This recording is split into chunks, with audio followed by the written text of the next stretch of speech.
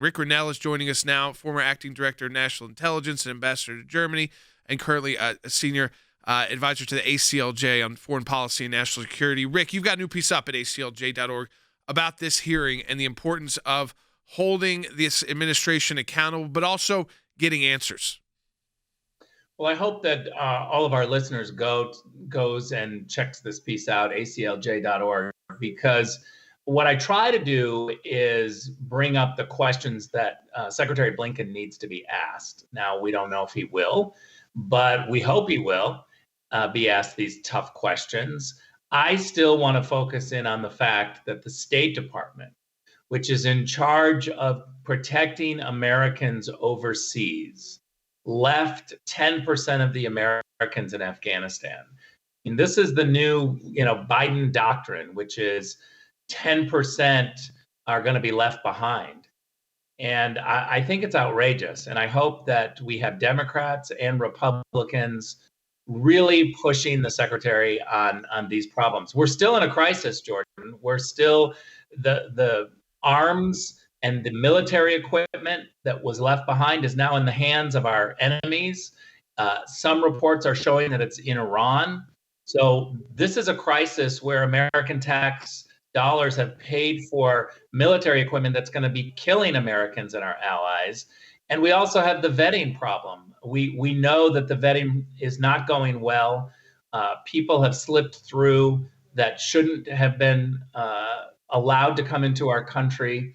And I think the reality is that we're cutting corners on the vetting. I certainly have that firsthand from my former colleagues in Germany, and that's unacceptable. Rick, there was all this hope, I guess, and it was obviously false hope and ridiculous, really, that the Taliban were going to somehow install a more moderate government, that a government that would be more reflective of progress, and what you got instead is the hardliners of hardliners, designated terrorists, former Gitmo detainees, now running the government, and our government's acting like they're shocked about this, that this is some great surprise to them. How did this happen? And this goes to the fundamental mistake that was made by the Biden administration in the deployment, the exit from Afghanistan, because we now have put back in place people that we actually have allowed out of Gitmo as part of a trade. Okay, get that. That happens all the time. But these people are now running the government of Afghanistan, and the State Department is complaining that there's no women in the cabinet of the Taliban. Are they in? What planet are they in? Well, this is the problem of Washington, D.C., is they concentrate on irrelevant issues. We have a government in Afghanistan that's filled with terrorists.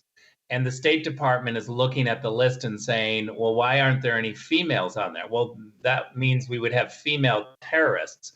Trying to evaluate the Taliban according to how many women are in the cabinet is so far off base. We have incredible problems with the Taliban not allowing Americans out and the Taliban's actions as terrorists.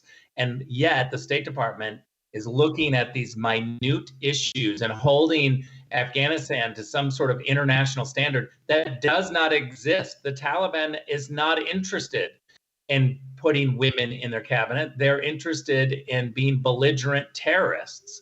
And so we need people in Washington that are going to focus on the right issues, not on some sort of woke issues that make them happy. Going back to the hearing, Rick, I mean, I don't want to give it all away, so people go to aclj.org and check out the new piece.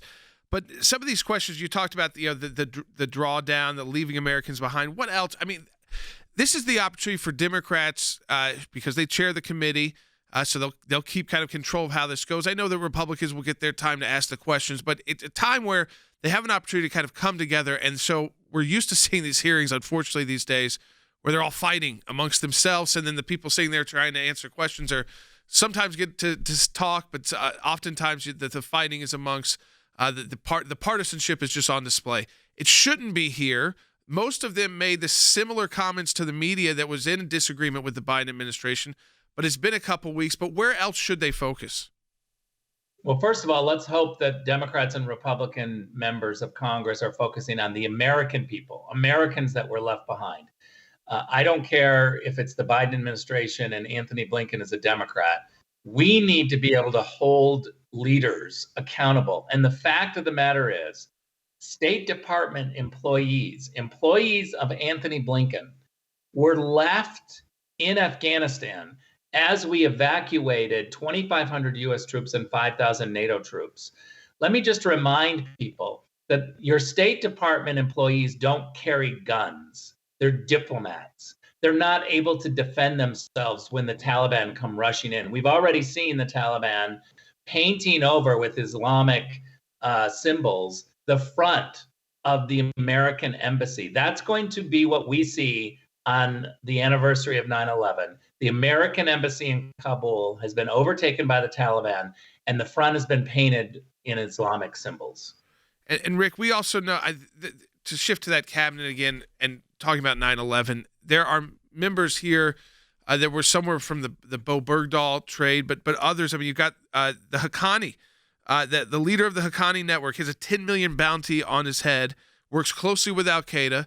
His nephew is also. I mean, his nephew, for goodness sakes, they made a Haqqani family member who's also linked to Al Qaeda. Rick, the head of refugees. If that tells you, I mean, if they needed anything else to wake them up in Washington D.C. or in Foggy Bottom, the fact that a terrorist leader is the head of refugee resettlement, I mean, that's all you need to know kind of about what the Taliban is doing.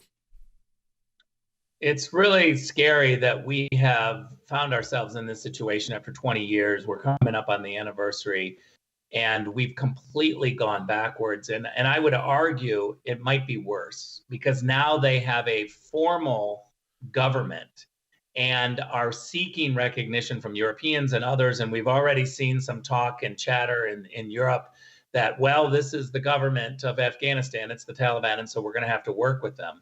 Antony Blinken is with Foreign Minister Maas in Germany right now. He's just holding a press conference. He was asked directly, are you going to deal with the Taliban as the legitimate government? He didn't give a clear answer. He's trying to bob and weave. He's trying to have it both ways. I think that's unacceptable. He should immediately say, absolutely not. We're not negotiating with terrorists. Check out Rick's new piece up at ACLJ.org. Congress must force Secretary Blinken to answer for devastating Afghanistan failures, leaving 10% of Americans behind. Unacceptable. Rick, as always, thanks for joining us.